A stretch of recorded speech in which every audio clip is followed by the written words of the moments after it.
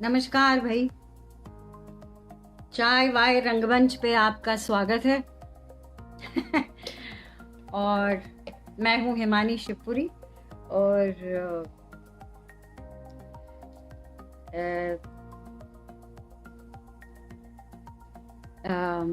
तुषार जी नमस्कार, Jaydev Tewar ji good evening, good evening. Dilip Thakkar good evening. Coconut team मैं भी आपको गुड इवनिंग कह देती हूँ। हाय डॉली।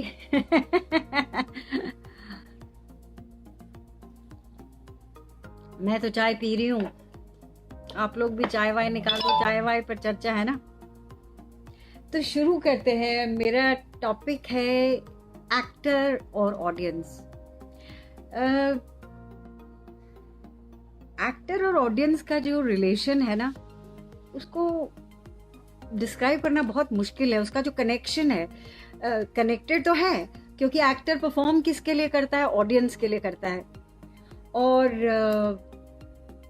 मतलब खासकर मैं तो ऐसी एक्टर हूँ कि एक्टर अपने आप रियाज कर सकता है, कोई पैसेज प्रिपेयर कर सकता है, रिहर्सल कर सकता है, लेकिन एक्टर जब परफॉर्म करता है तो उसको ऑडियंस चाहिए होगी। तो हम बात कर रहे थे एक्टर का कनेक्शन ऑडियंस के साथ।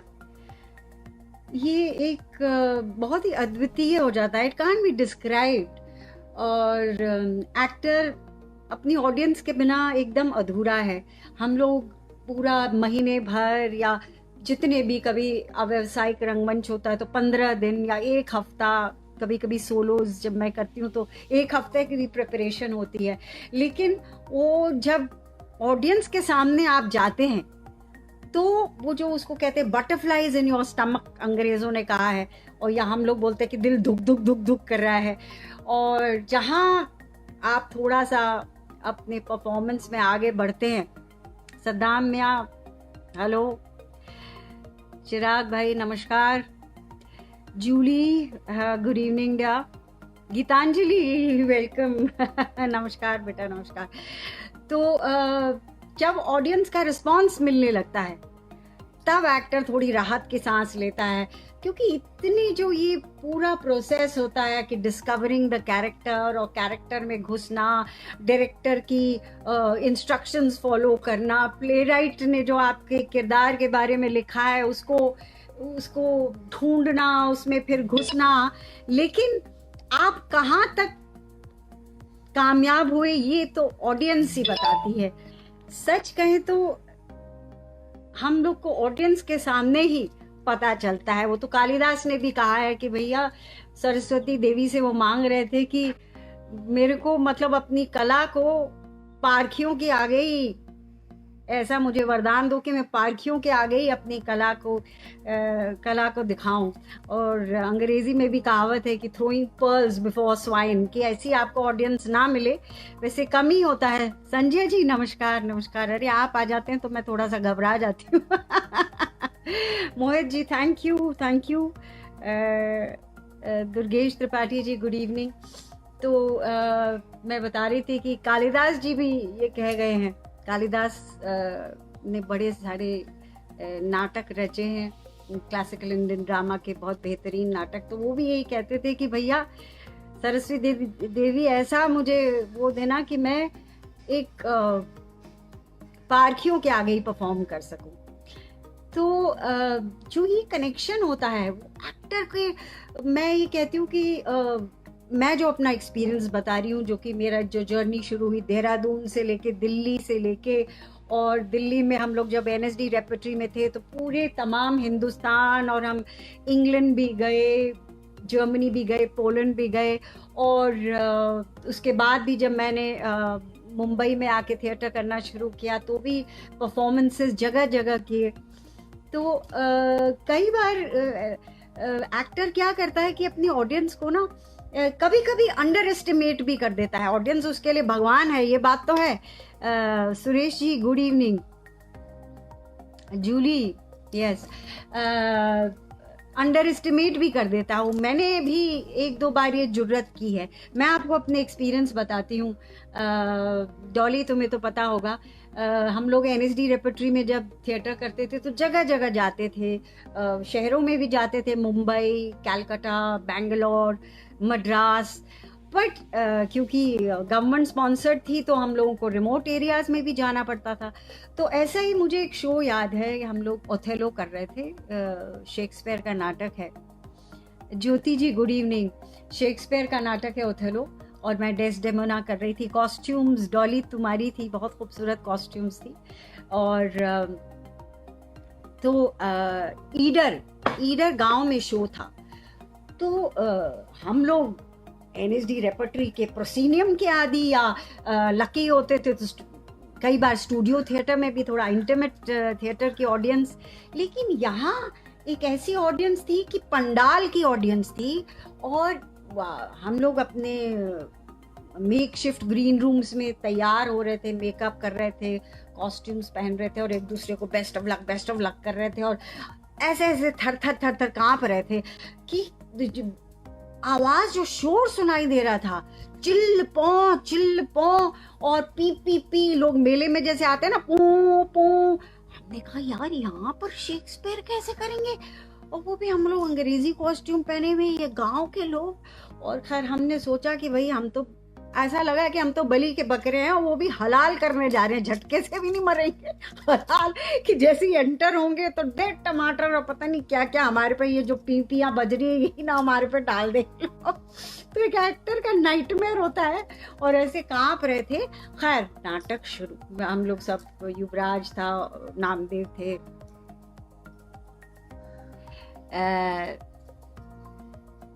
क्या बोला कि some theater practitioners says the actor is the priest and audience members are practitioners. Actor is the priest and audience members are पार्टिशनर्स। मैं आपकी समझी नहीं। प्रीस्ट, हाँ, कला की पूजा एक तरह से प्रीस्ट इस मामले में कह सकते हैं, लेकिन जो प्रीस्ट है वो भी परफॉर्म करता है ऑडियंस। और मैं तो ये कहूँगी कि ऑडियंस एक्टर के लिए भगवान होता है, क्योंकि उसी के लिए ये मेहनत करता है, जो हम लोग की ट्रेनिंग की मेहनत होती है, जो हम रियाज करते हैं, चाहे वो सोलो हो, चाहे फोक फॉर्म हो, चाहे क्लासिकल इंडियन ड्रामा हो। गौरव जी, आप मुझे एनएसटी में मिले थे। पैरिशनर्स, अच्छा पैरिशनर्स, ओके। नहीं, आई फील कि मतलब ऑडियंस तो एक्टर के लिए भगवान होती है, क्योंकि उसी के आगे वो अपना भक्त जो है अपनी कला की प्रस्तुति कर रहा है, उसकी देवी है। और ऐसा नहीं कि वो खुद के लिए कर रहा है या रिश्तेदारों के लिए कर रहा है, each and every member of the audience के लिए कर रहा है। तो मैं आपको ईडर का वो बता रही थी बात। तो हमने डरते डरते, कांपते कांपते नाटक शुरू किया, और थोड़ी देर में शोर धीरे धीरे अपने आप ही कम हो गया, और ऑडियंस, एक्टर को पता चल जाता है कि ऑडियंस रिस्पॉन्ड कर रही है, क्योंकि सही जगह पे जब ताली बजती है और सही जगह पर जब वाहवाही मिलती है, तो बस एक्टर समझ जाता है कि वाह, नाटक सही बात है और ऑडियंस मेरी मुट्ठी में। तो ये जो फीलिंग ऑफ पावर होती है ना एक्टर की, कि 25 की ऑडियंस हो, 250 की ऑडियंस हो, 1000 की, 2000 की हो, कि वो मेरी मुट्ठी में हो, मैं जो जैसे उसको चलाऊंगा वैसे ही, मैं हंसाऊंगा तो वो हंसेगी, मैं अगर इमोशनल हो जाऊंगा तो शायद वो भी इमोशनल हो जाए। तो ये जो फीलिंग ऑफ पावर है, ये तो अनडिस्क्राइबेबल है। ये किसी और माध्यम में नहीं मिलता है। मैं आपको सच बताऊं तो एक्टर को जो थिएटर में, तभी जो जिस आदमी ने थिएटर किया हो उसको हमेशा ये सवाल पूछा जाता है उसका फेवरेट मीडियम कौन सा है, तो वो हमेशा कहता है कि थिएटर।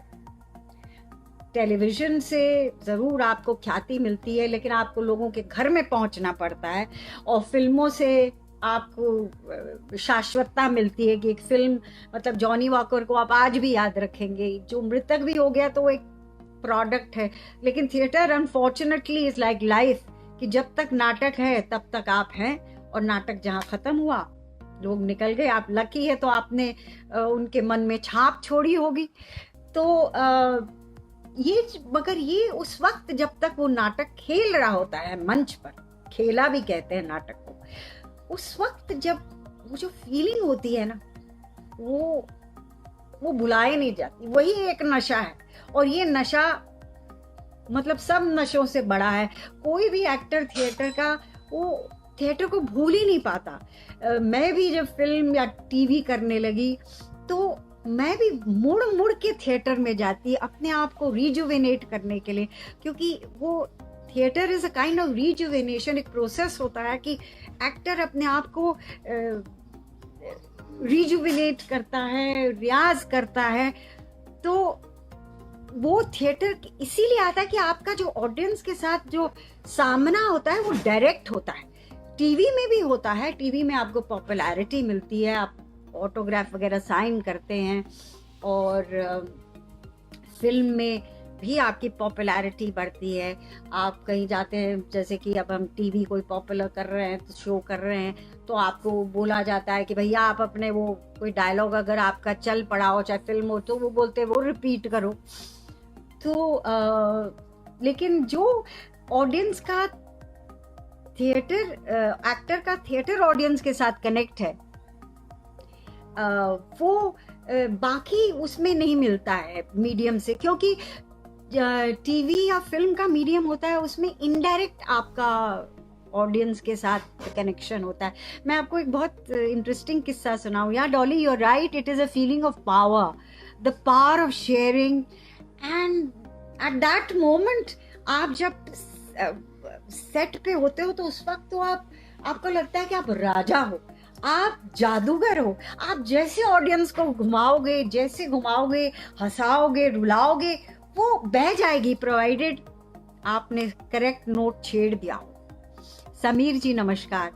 तो मैं ऐसी एक और आपको एक किस्सा बताती हूँ ऑडियंस के साथ जो कनेक्शन का होता है। कि मैं NSD से निकलने के बाद जब मुंबई आ गई, तो मुंबई यूनिवर्सिटी जाती थी पढ़ाने के लिए। तो मुंबई में यूनिवर्सिटी में world women's playwright conference हो रही थी। तो जब्बार पटेल आए हुए थे, मैं क्लासेस लेने जा रही थी। जब्बार भाई ने कहा कि चलो हिमानी तुम कर दो सोलो। मैंने कहा अरे कोई प्रिपेयर्ड नहीं है। खैर 20 दिन बचे थे, तो मैंने और रामचंद्र शेलके ने मिलके, क्योंकि वर्ल्ड वुमेन्स प्ले राइट था, तो हमने मनु भंडारी की 2 कहानियां, अंकुर जी से मैंने फ़ोन पे पूछा तो उन्होंने कहानी सुझाई स्वयं सिद्धा, और एक और अकेली मैंने खुद चुनी। तो अकेली नाम से हमने 2 कहानियों का, ज़्यादातर सोलो था। Yes, Tushar, you're right. That is what I'm saying. Audience-actor interaction is more intimate and it's direct. आपको एकदम से पता लग जाता है कि आप सही ट्रैक पर हैं कि नहीं। मैं आपको बताती हूँ कि where does a theater actor fail, वो मैं आपको बाद में बताती हूँ। तो मैं आपको ये बता रही थी अकेली का अनुभव।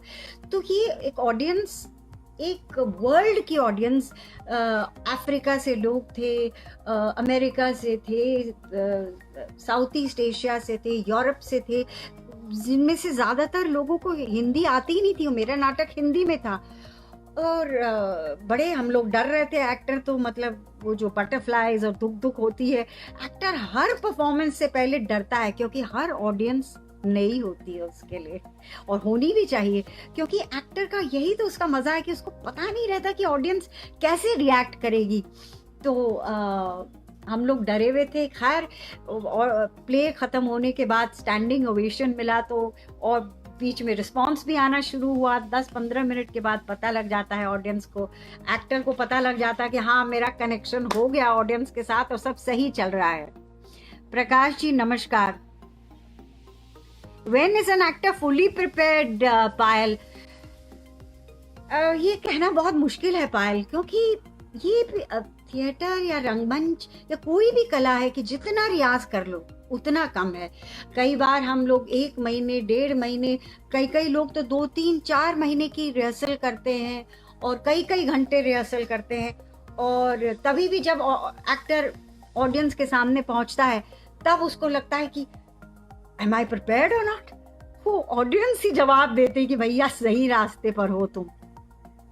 हाँ वो तो है ही है कि ये तो डिफरेंस है आप मुझे जो बता रही हैं कि रीटेक ऑप्शन नहीं है थिएटर में फिल्म और टीवी के कंपैरिजन में, ये तो अगर हम कंपेयर करें, अभी तो हम ऑडियंस का कनेक्शन देख रहे हैं कि कैसा कनेक्शन होता है। तो मैं आपको डिफरेंट ये बताती हूँ। ऐसे ही ये अकेली का शो एक बार मैंने लाभपुर शांति निकेतन में किया। कलकत्ता से काफ़ी दूर एक रिमोट सी जगह है, पर कलकत्ता के लोग बहुत ही सभ्य और शिक्षित होते हैं। सुरेश जी, हाँ, बैंड बज गया विद राजेश पुरी, आपने देखा था। हाँ, तो हम लोग वही अकेली, अब वो जिस ग्रुप ने बुलाया था तो उसका बजट भी कम था, तो उन्होंने बोला हिमानी जी आप आ जाइए, क्योंकि ज़्यादातर ये अकेली जो नाटक है ये सोलो है और इसमें 2-3 कैरेक्टर्स होते हैं, तो उनकी 2-3 ही लाइनें हालांकि इम्पोर्टेंट है। आपको पता है नाटक में तो एक शब्द, एक लाइन इम्पोर्टेंट होती है। खैर मैं शायद 2 दिन पहले पहुंची, तो वहाँ पे वहाँ के जो लोकल थिएटर ग्रुप था उनके साथ रिहर्सल की, और वही धुक वही कि पता नहीं क्या होगा, और पूरी बंगाली ऑडियंस भाषा समझेगी कि नहीं। और मैं बताऊं, वो जो एक्सपीरियंस होता है कि ऑडियंस मंत्रमुग्ध होकर आपकी परफॉर्मेंस को देख रही है और तालियां बजा रही है और स्टैंडिंग ओवेशन देती है, वो जो फीलिंग ऑफ पावर है डॉली, वो टीवी और फिल्म में एक्टर को एकदम से नहीं मिलता। फिल्म में क्या होता है कि थोड़ी देर के बाद में मिलता है, शुक्रवार को जब फिल्म रिलीज होती है तो बहुत अच्छी होती तब उसका रिस्पॉन्स, लेकिन थिएटर में क्या जो इंस्टेंट रिस्पॉन्स है ना, उसका जो पावर है, और हम लोग की आदत है कि direct response, we are living human beings, तो हमको ये कैमरे के लिए एक्टिंग करनी तो पड़ती है, रोजी रोटी है, क्या करें, और उसका भी अपना एक मजा है, ये हम इसकी मैं मना नहीं करूंगी। लेकिन जो डायरेक्ट कनेक्शन होता है थिएटर के एक्टर के और ऑडियंस के बीच में, ये अद्वितीय है, और इसके बहुत सारे उदाहरण हैं।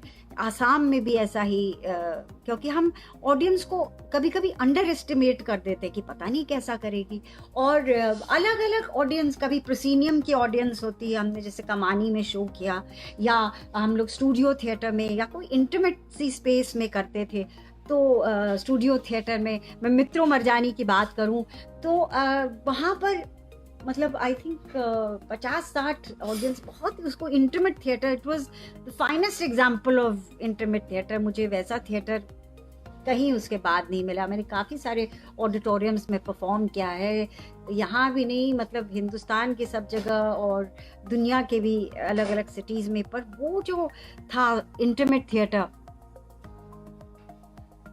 yes, no retakes but big challenge and boost to do better in the next scene in theater। बिल्कुल सही बोला डॉली तुमने।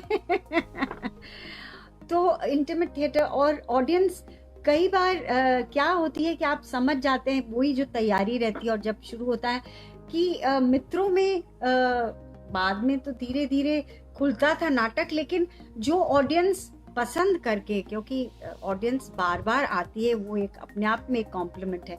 तो मेरी पहली एंट्री में ना कुछ डायलॉग होते थे, उसका भी रिस्पॉन्स मिलने लग जाता है, तो वो जो मजा है ना, वो उसका वर्णन नहीं किया जा सकता।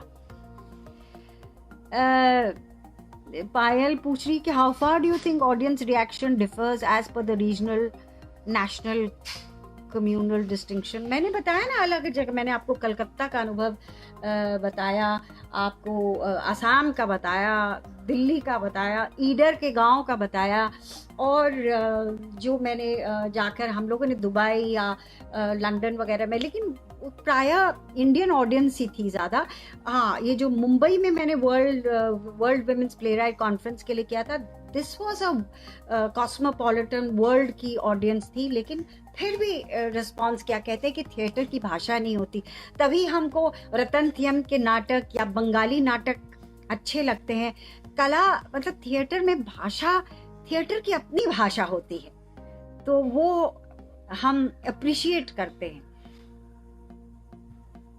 हाँ पायल जी, जी हाँ, मित्रों मरजानी जिन्होंने देखा है,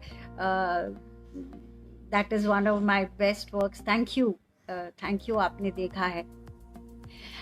मैं आपको मित्रों के बारे में एक किस्सा सुनाऊं कि जब मैं बाद में रेपर्टरी से निकलकर फिल्म और टीवी करने लगी थी, तो मैं मद्रास में एक ऐड कर रही थी सर्फ का। तो जिस बंगलो में हम शूटिंग कर रहे थे, तो दंपत्ति निकल कर आए जिनका बंगलो था, तो कहने लगे Himani ji they are your big fans. तो मुझे लगा कि DDLJ या कुछ कुछ होता है, या हीरो नंबर 1, बीवी नंबर 1, हम आपके कौन की बात करेंगे। उन्होंने बोला हमने आपका दिल्ली में 15 साल पहले मित्रों मरजानी देखा था। मैंने तो उनका हाथ पकड़ लिया। मतलब एक एक्टर को एक ऐसी ऑडियंस मिल जाए जिसका साथ उसका तारतम्य हो गया हो, जो उसको पहचान रहा हो, तो उससे ज़्यादा और कुछ नहीं चाहिए एक्टर को। मतलब काफ़ी कुछ उसने अचीव कर लिया। जिग्नेश जी बोलते हैं कि उनको आपको मेरी एक्टिंग पसंद है। शुक्रिया, थैंक यू। मुझे भी एक्टिंग करने में बड़ा मज़ा आता है। तो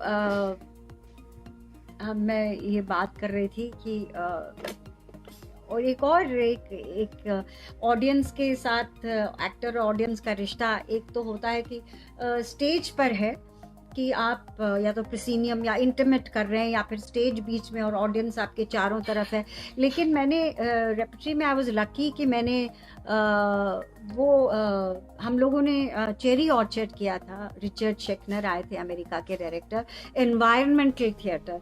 तो उसमें क्या होता है कि उन्होंने अपनी इंस्पिरेशन लिया था रामलीला से। जैसे रामनगर की रामलीला होती है कि जैसे ऑडियंस जहाँ स्थानांतरण होता है, ऑडियंस भी डिफरेंट जगह में जाती है।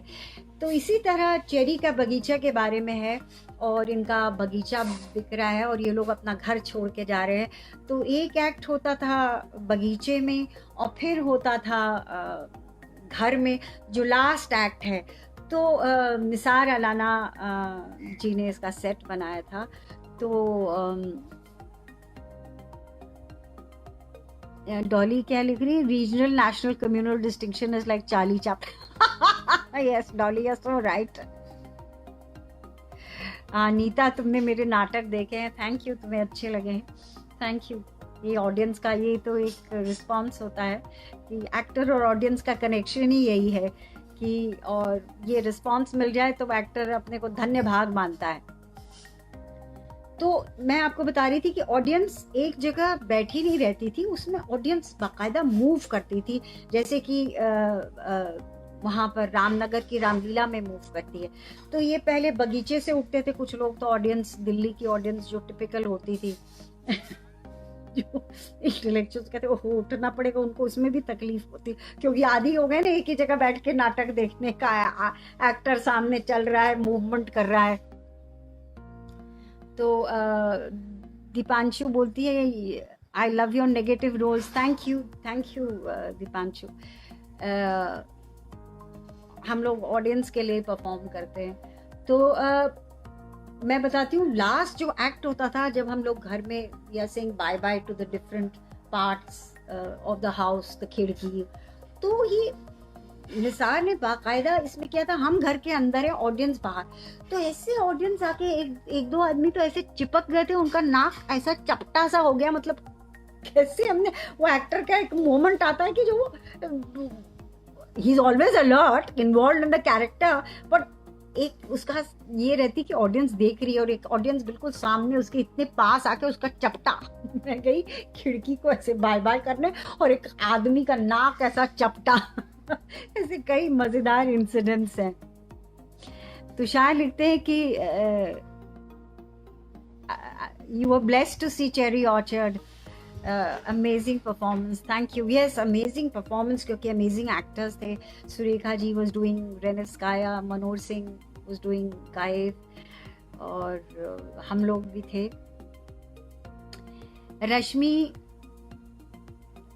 रश्मि जी हेलो हेलो। और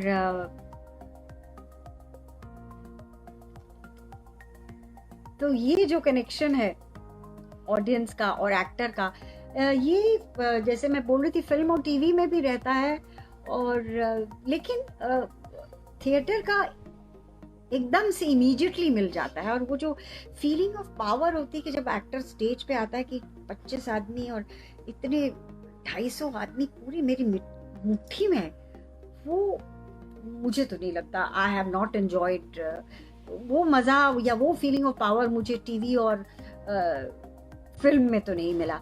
हालांकि मुझे एक बार मैं बता रही, शाहरुख खान ने बोला था, क्योंकि हम लोग फिल्म बनती है तो ट्रायल में देख लेते हैं, तो शाहरुख ने बोला था दिलवाले दुल्हनिया के बाद की, Himani ji have you seen the film in theatres, please go and see how the audience reacts.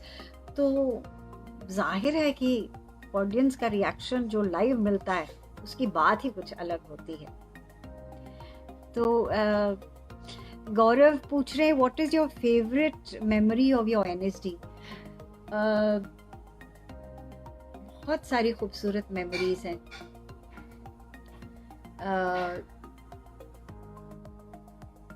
मतलब उस कैंपस में रहना अपने आप में, और वहाँ इतना सीखना, हम तो एक स्पंज की तरह थे कि मूवमेंट हो रहा है, माइंड क्लासेस हो रही है, योगा क्लासेस हो रही, स्पीच, और एक्टर्स और डायरेक्टर्स आ रहे हैं बाहर से, उनसे सीखने का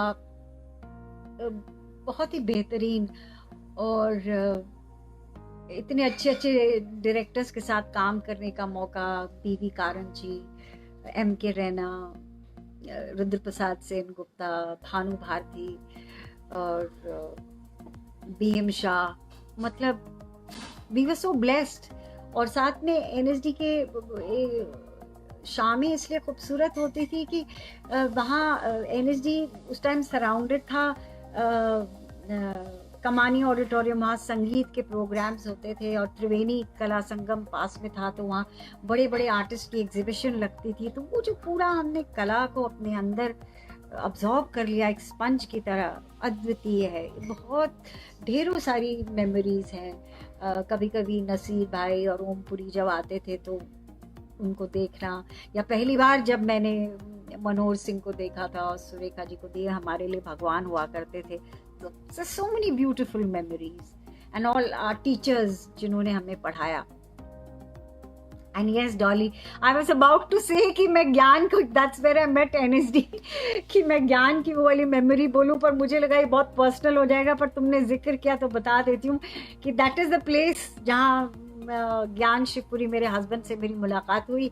मैं NSD में मैंने प्रवेश किया था और रैगिंग हो रही थी, और रैगिंग का उसके बाद हमारी रैगिंग हमें अच्छे तरह से धो धा के, फिर सीनियर्स भी अपनी कला की प्रस्तुति करते थे, पहले हमारे को तराशते थे, टटोलते थे, फिर अपनी, तो ज्ञान जी थे उस वक्त, ही वाज सीनियर, शायद पास आउट हो, डॉली तुम पास आउट हो चुके थे, he was in your batch.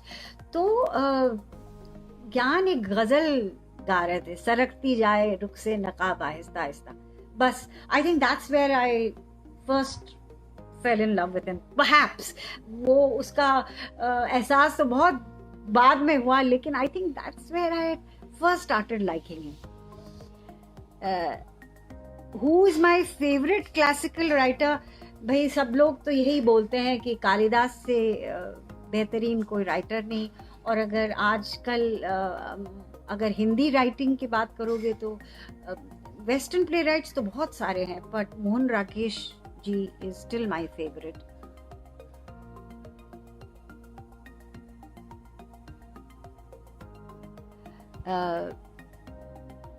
Modern writer, क्योंकि मॉडर्न राइटर मैं उनको बहुत सारे राइटर्स हैं, लेकिन मोहन जी को इसलिए, मोहन राकेश जी को इसलिए क्योंकि उनके नाटक इतने जीवंत है, क्योंकि उनके और तेंदुलकर जी के नाटक, क्योंकि वो खासकर मोहन जी के, मुझे मोहन राकेश के इसलिए पता है क्योंकि वो देशांतर, ओम भाई मेरे जेठ जी, ओम शिवपुरी, ये लोग बाकायदा रिहर्सल में उन नाटकों को इवॉल्व किया करते थे, तो तब वो नाटकों की बात ही कुछ और है।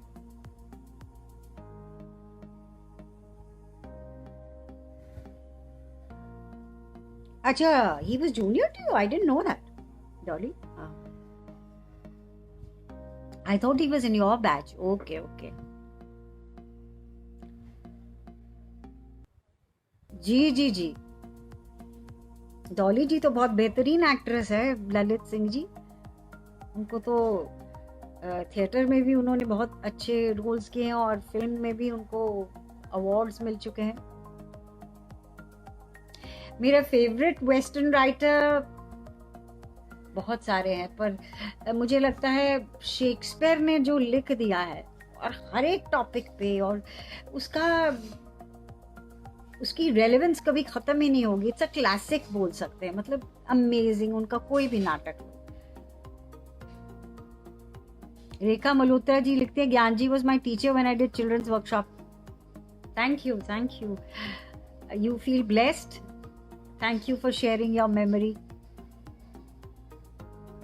Thank you for sharing your memory Rekha ji. अच्छा, अभी बात ये है कि मुझे लगता है हमारा that's what I said Dolly, तुम्हारे बैच के थे ज्ञान जी, मुझे पता है। अब टाइम हो चुका है 6:35, 6:30 बजे तक। अरे नमस्कार, मैं तुम्हारे नाटक की भी अतुल, तुम्हारे नाटक की भी बात ऑडियंस के मैं कहने वाले थे। थैंक यू अतुल, तुम कह रहे हो it was amazing working with you.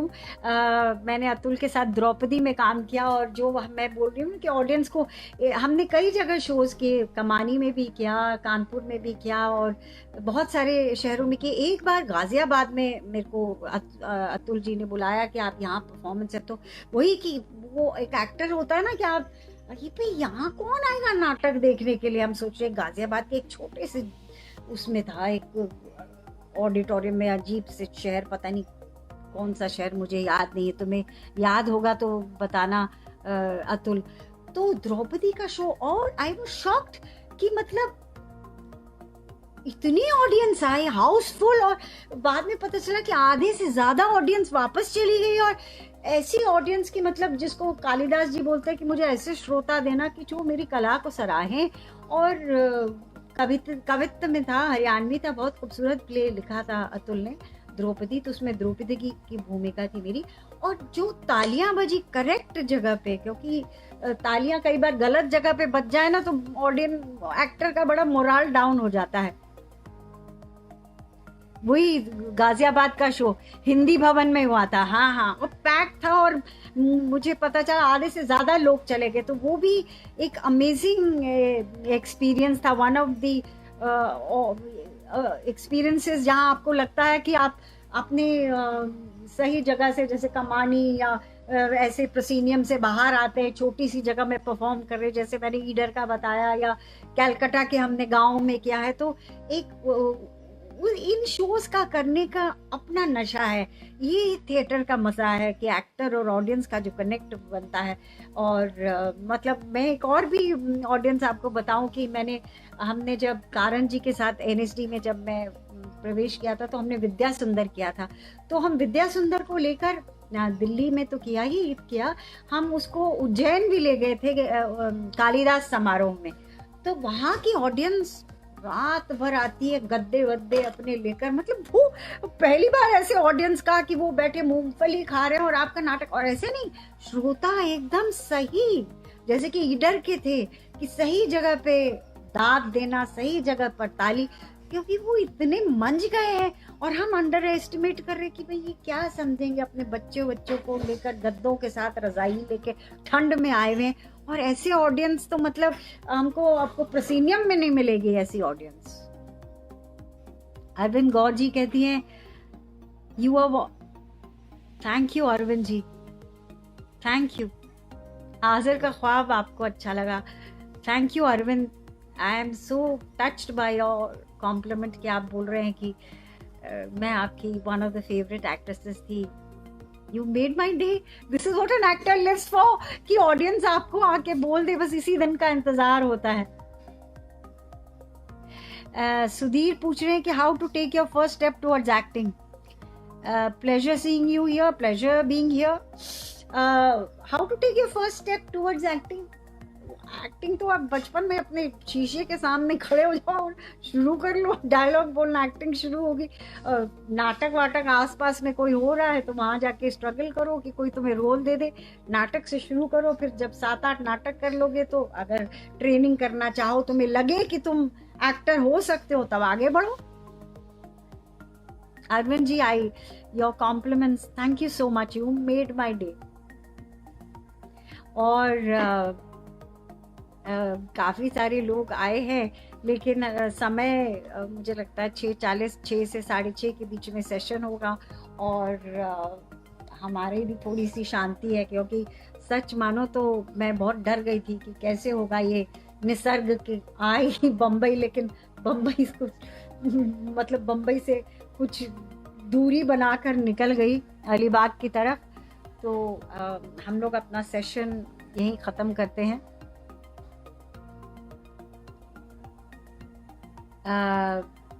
Tushar ji, Othello के बारे में डिस्कशन फिर कभी करेंगे। I would love to talk about Othello, क्योंकि मैंने सिंस उसमें एक्ट किया है। और ऑडियंस, पायल सही कह रही हो कि audience, right kind of audience का रिस्पांस बहुत सही होता है। ललित त्रिपाठी जी नमस्कार। और बहुत कुछ बोलने को है, क्योंकि थिएटर की मेरी जर्नी इतनी लंबी है। 30 साल, 40 साल से ज़्यादा की, मेरे ख्याल से बचपन में ही शुरू कर दिया था, स्कूल प्ले से लेके अब तक थिएटर कर रही हूँ। इतनी लंबी जर्नी है, तो जो ऑडियंस और एक्टर के बीच में कनेक्शन होता है, उसी की वजह से जिंदा हूँ, उसी की वजह से मुझे क्या कहते हैं, इंस्पिरेशन मिलती है कि और अच्छा करूँ, और काम करूँ। एक कलाकार का ऑडियंस ही उसकी इंस्पिरेशन होती है। Tushar, it was a pleasure. Sameer ji धन्यवाद, धन्यवाद। और मैं आप सबसे विदा लेना चाहूँगी। और thank you to coconut theatre, जिनकी वजह से मैं आप लोगों के साथ ये बातचीत कर सकी, अपने थोड़े से एक्सपीरियंस शेयर कर सकी। And hope to see you soon. और आशा है कि आपसे रूबरू अपनी ऑडियंस से मेरी मुलाकात स्टेज पर होगी। नमस्कार।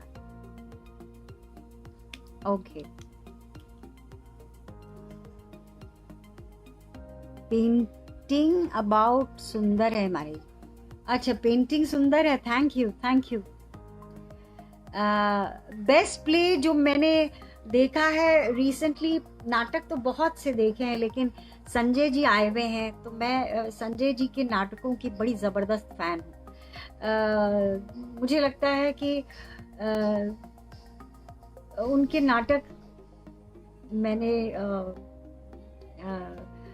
भोपाल में भी देखे हैं, और भोपाल में अभी देखा था, तो मतलब हैट्स ऑफ टू, मुझे बहुत अच्छे लगते हैं।